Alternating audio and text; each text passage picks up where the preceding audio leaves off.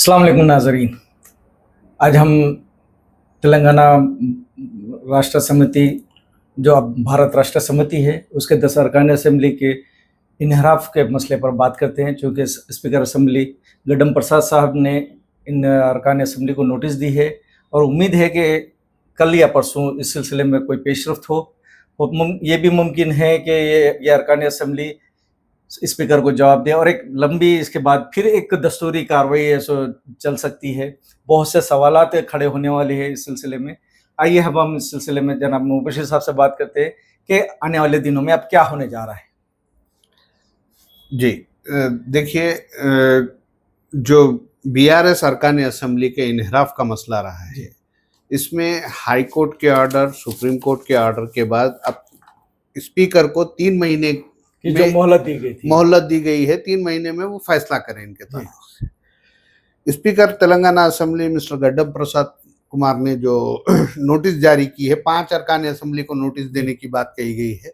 उसमें से एक रुकन असेंबली ने ये कहा है कि टेक्निकली अभी भी वो बीआरएस में साथ हैं, बीआरएस में शामिल हैं। जी हाँ, एक बात काबिल गौर है, ताहाल बीआरएस का जो नंबर है असेंबली में, जब भी असेंबली सेशन होता है उसके अख्ताम पर जो नंबर दिए जाते हैं, कौन सी पार्टी की कितनी तादाद है, तो उस अरकान असेंबली को हाउस में बीआरएस के अरकान असेंबली शुमार किया जा रहा है।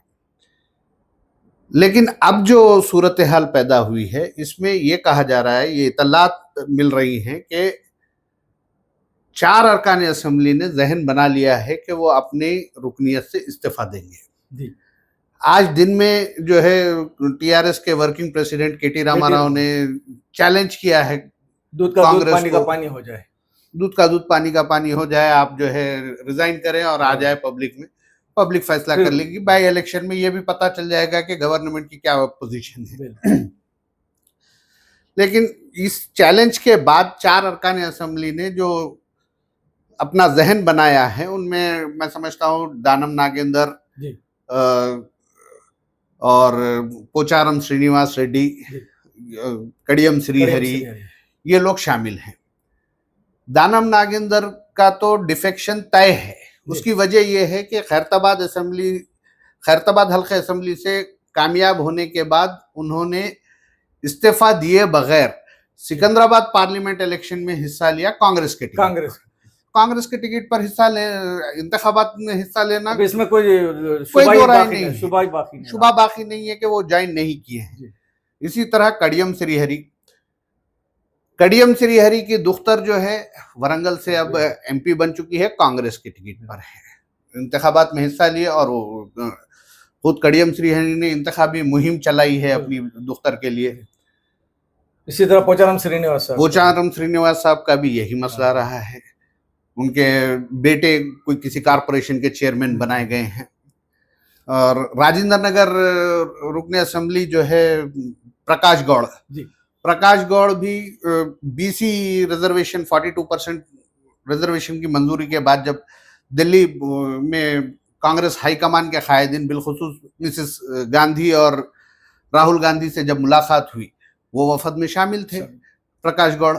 उसके बाद कोई दो राय नहीं है। इसके अलावा चिवड़ला एमएलए काले यादया, बाज़ाब्ता दीपा दास मुंशी साबिका इंचार्ज जो थी, उनकी और चीफ मिनिस्टर की मौजूदगी में कांग्रेस में शमूलियत इख्तियार की उन्होंने। उसी तरह शेरलिंगमपल्ली एमएलए ए गांधी, उन्होंने भी बाज़ाब्ता कांग्रेस में शमूलियत इख्तियार की, खंडवा पहनाया गया उन्हें।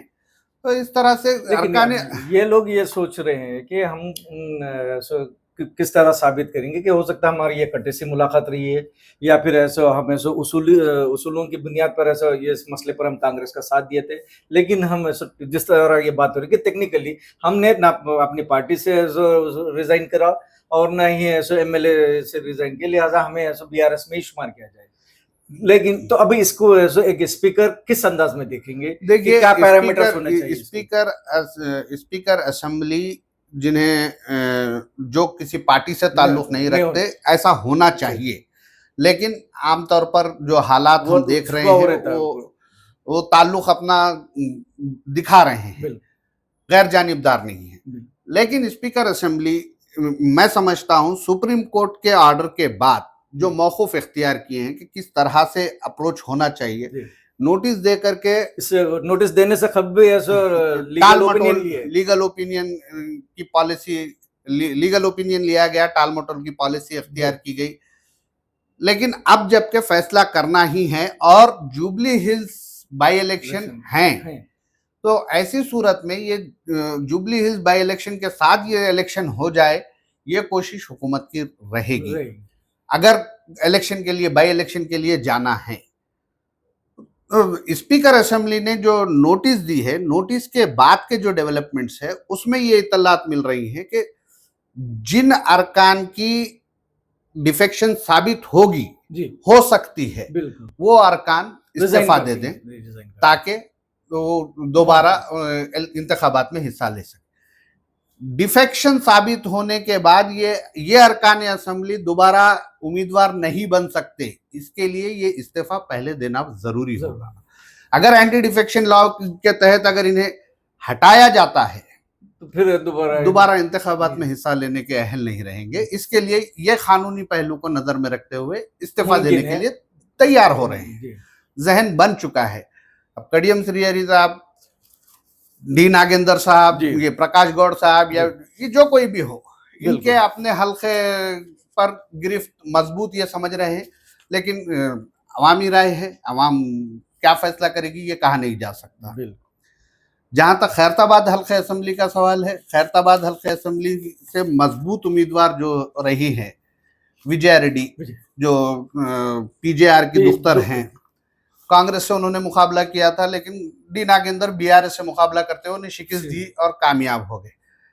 अब कांग्रेस के लिए मसला ये है कि उनके जो उम्मीदवार उन हलकों से रहे हैं, क्या वो बीआरएस से आने वाले उम्मीदवारों की तायद करेंगे या उनके सपोर्ट करेंगे, उनके लिए काम करेंगे, उनके फॉलोअर्स भी। जहां तक हल्के असेंबली खैरताबाद की बात है, विजया रेड्डी क्लियर है कि उन्हें इलेक्शन लड़ना है, वो इलेक्शन लड़ेंगी, चाहे वो किसी पार्टी से हो, चाहे वो आजाद, मुकाबले के लिए, वो मुकाबले के लिए पूरी तरह से तैयार है। उसी तरह चिवड़ला में भी जो कांग्रेस के उम्मीदवार 200 या 300 वोटों से हारे थे, वो भी पूरी तरीके से तैयार है कि नहीं, इलेक्शन तो लड़ना है। राजेंद्र नगर में भी यही सूरत हाल है। प्रकाश गौड़ के लिए केक वॉक नहीं रहेगा। शेरलिंगमपल्ली में आज बीआरएस का जिस तरह से प्रोग्राम हुआ है, उसे देखते हुए लगता है कि ए गांधी के भी हालात कुछ अच्छे नहीं रहेंगे। जहां तक हैदराबाद और उसके अतराफ के इलाके हैं, वहां पे हम लास्ट असेंबली इलेक्शन में भी देखते हैं कि बीआरएस ऐसो वहां पे अच्छा मुजाहरा की और कांग्रेस को ऐसे कामयाबी नहीं मिल सकी। लेकिन अब आप ये माहौल में भी अगर देखें तो गदवाल हो या वरंगल हो, ये इन निशिस्तों पर भी सूरत हाल सख्त रहेगी। शायद यही वजह है कि महिपाल रेड्डी जो पटन चेरू के, उन्होंने मार्च में ही केसीआर साहब से मुलाकात कर ली और अपने आप को अपने दफ्तर पे फिर से गुलाबी रंग। देखिए, ये बीआरएस से जिन अरकान असेंबली ने कांग्रेस में शमूलियत इख्तियार की थी, या बाज़ाब्ता शमूलियत कहें या फिर मुलाकात करते हुए ऐलान किया था, जहन बना लेके थे, उनकी कुछ तवक्कुआत थी। वो स्टेट कैबिनेट एक्सपेंशन में अपना हिस्सा देख रहे थे। अगर या नहीं, फिर कम से कम कैबिनेट ना तो सही कोई कारपोरेशन वगैरह की चेयरमैनशिप वगैरह, हाँ, कई तवक्कुआत थी। अपने फॉलोअर्स को पावर के साथ रहने के आदी जो है, वो अरकान असेंबली इस तरह की हरकत की है।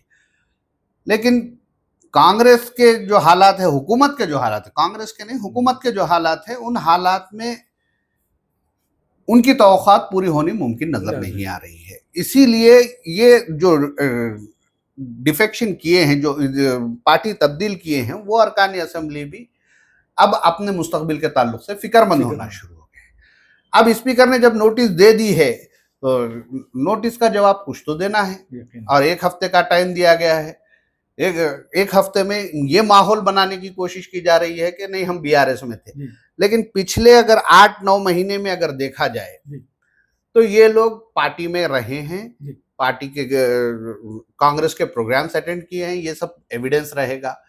इसी तरह से बीआरएस से दूर रहे हैं, ये भी एविडेंस रहेगा। इससे इससे बढ़कर जो एविडेंस रहेगा, जब असेंबली सेशन में थी जी उस वक्त स्पीकर चाहे शुमार उनका बीआरएस पार्टी में ही क्यों ना करे, लेकिन जो बिल्स पेश किए गए, जो बिल्स मंजूर किए गए, पार्टी की व्हिप क्यों ऐसे फॉलो कर पार्टी व्हिप नहीं था, कई नहीं भी हो तो मौकूफ क्या होता है वो देखा जाता है। पार्टी का मौकूफ देखा जाएगा, पार्टी के मौकूफ में के साथ रहे या नहीं रहे, ये भी एक एविडेंस के तौर पर काम करेगा।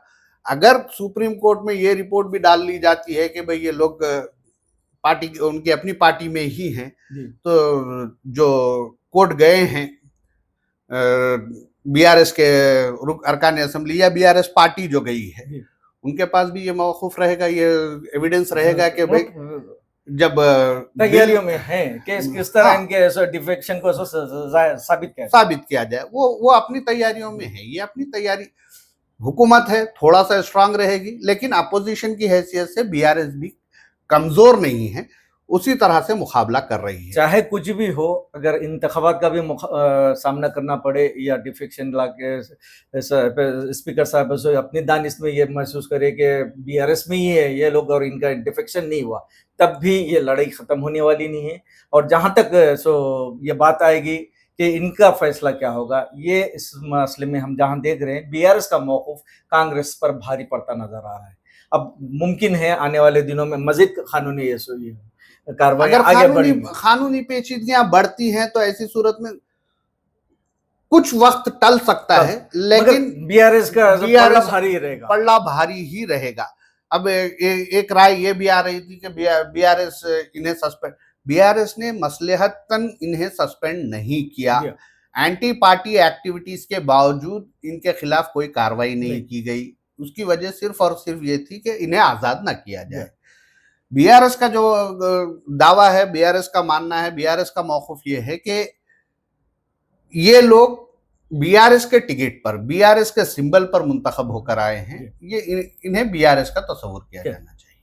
और इसमें एक बात और भी है कि बीआरएस शायद इसके जरिए अवाम को ये मैसेज भी देने की कोशिश कर रही है कि ये हमारे टिकट पर जीते हैं, लेकिन इन्होंने इनराफ किया और कांग्रेस के साथ। अगर इस मसले पर बात करें तो गुफ्तगू बहुत तवील हो जाएगी, क्योंकि केटी रामाराव का जो एक स्टेटमेंट है, वोट चोरी जो राहुल गांधी की मुहिम है, उसके ऊपर केटी रामाराव ने बहुत सख्त स्टेटमेंट देते हुए ये कहा है कि कहीं वोट चोरी पर जो आवाज उठा रहे हैं, वोट चोरी पर आवाज उठाने वाले एमएलए चोरी कर रहे हैं। और कांग्रेस का उसूली मौकूफ ये रहा था कि डिफेक्शन को कभी सपोर्ट नहीं करेंगे। लेकिन अभी हालिया दिनों में जो है एक इंटरव्यू के दौरान सदर प्रदेश कांग्रेस महेश कुमार गौड़ ने, मैं समझता हूँ TV9 को दिए गए एक इंटरव्यू में, उन्होंने इस बात को तस्लीम किया कि हमने 10 अरकान असेंबली बीआरएस से हासिल लिए हैं, अपनी पार्टी में शामिल किए हैं, वो भी एक एविडेंस होगा। और उन्होंने बाज़ाब्ता ये कहा है कि अगर हम ऐसा नहीं करते तो शायद स्टेट में प्रेसिडेंट रूल लगाने की साजिश हो रही थी और कुछ लोगं को खरीदने की कांग्रेस कोशिश हो रही थी। ये साबित करने की कोशिश कर रही थी कि बीजेपी ऐसा हमारे ये कर रही है, ओवरटेक करेगी हमें और हम पर दबाव डालेगी, अरकान असेंबली को खरीद लेगी, क्योंकि महाराष्ट्र में इस तरह हो चुका है, मध्य प्रदेश में हुआ है, कई रियासतों में हो रहा था। वो बीजेपी का खौफ कांग्रेस के सदर प्रदेश कांग्रेस पर नजर आ रहा था, इसीलिए अरकान की तादाद बढ़ाने के मकसद से 10 लोगों को हासिल करने का उनका इकरारनामा है। दरअसल वो इंटरव्यू, बिल्कुल वो इकरारनामा तस्लीम कर लिए हैं। जब तस्लीम कर लिए हैं तो जाहिर सी बात है उनके खिलाफ तो कार्रवाई होनी चाहिए। आइए नाजरीन, देखते हैं फिर आगे क्या होता है इस मसले पर। यहीं पर हम अपनी गुफ्तगू खत्म करते हैं। अस्सलाम वालेकुम।